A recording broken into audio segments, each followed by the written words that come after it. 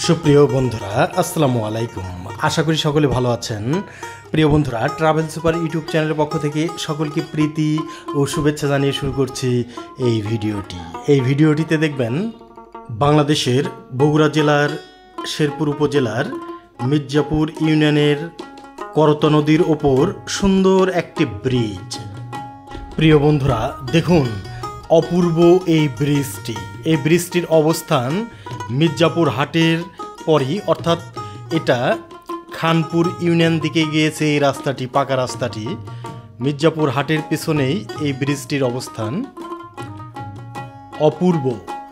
অপূর্ব প্রাকৃতিক সৌন্দর্য মণ্ডিত এই এলাকাটি। দূরের ভ্রমণের ক্লান্তি যেন দূর হয়ে গেল প্রিয় বন্ধুরা এই সুন্দর করত নদীটি দেখতে পেয়ে। অপূর্ব এই নদী, অপূর্ব এই ব্রিজটি।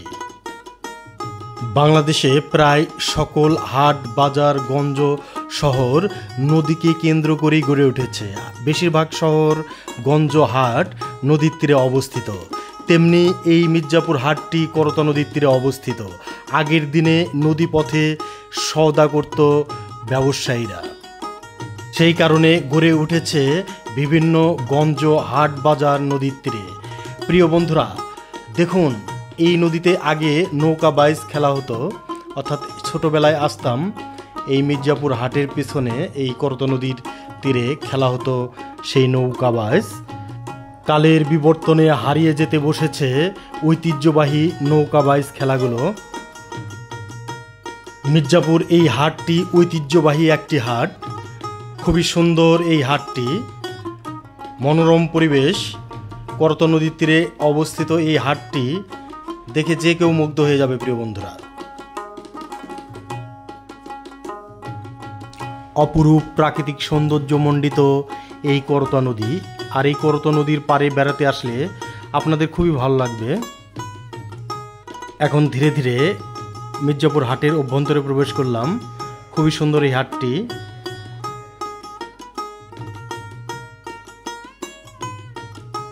মির্জাপুর হাটের কটকটি অনেক বিখ্যাত।